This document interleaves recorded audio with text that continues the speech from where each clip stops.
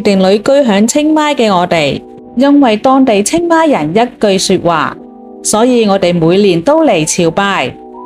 將要嚟清邁住嘅，或者你已經住響清邁，你又認唔認識佢呢？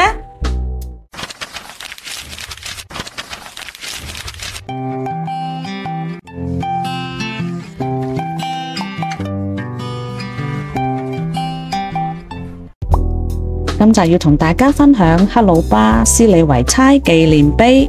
紀念碑附近有清邁動物園、清邁大學夜市，亦都係去清邁著名景點素鐵山上面嘅雙龍寺必經之路。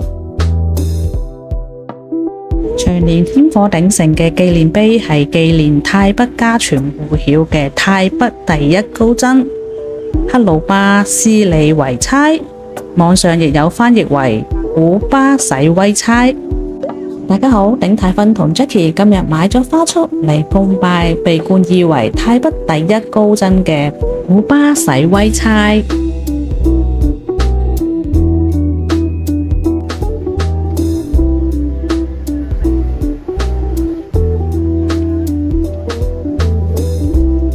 高僧出生於1847年前，即係泰曆2421年嘅6月11號。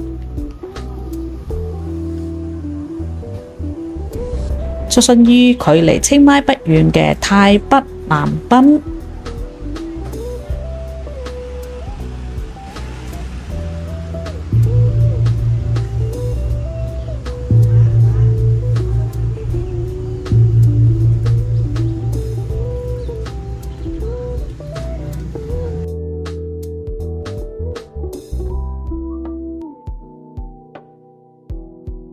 有供花、供水果嘅善信，亦都有供雞蛋同飲品。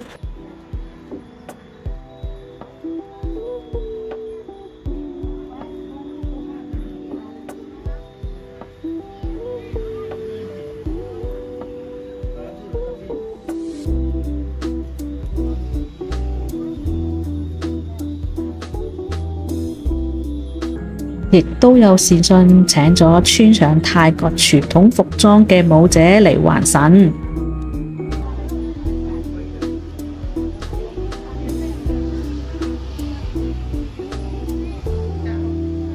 Jackie 正為高僧嘅聖像貼金箔。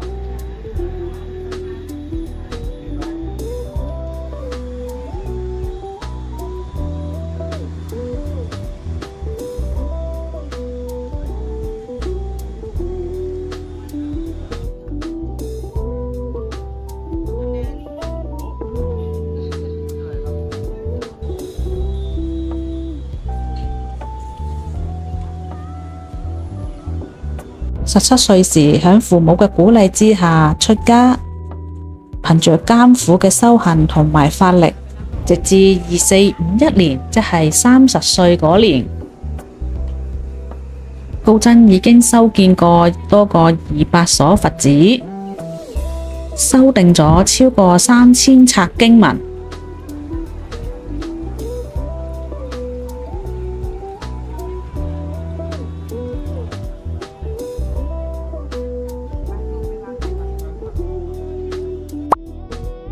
供奉有佛祖舍利嘅清邁雙龍寺，係泰北嘅著名佛教聖地。前往參拜嘅人特別多，當時上雙龍寺嘅路特別艱辛，因去拜佛而經常迷路嘅人亦都唔少。最重要就係一上山就要花上6-7個小時。高僧知道呢件事之後，就帶着一大班弟子同埋號召咗當地嘅居民。當時並沒有現今先進科技幫助之下，響泰曆2477年11月9號，一項極具艱辛嘅修路工程就係咁樣開始咗啦。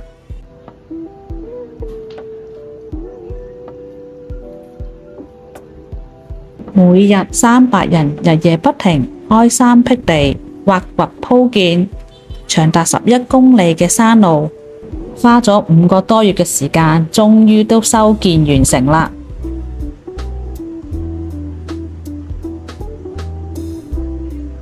泰北高僧古巴洗威猜自出家後，一生貢獻泰北民眾，一生造福泰北民眾。於泰曆2481年2月20號圓寂於泰北南濱，享年60歲。當年嗰位清邁人一句說話，所有清邁人都會過嚟拜拜。旅居響清邁，作為半個清邁人，我哋當然都要盡一番心意啦。當你有機會到清邁雙龍寺參觀，途經此紀念碑，不妨停低腳步向高僧致敬。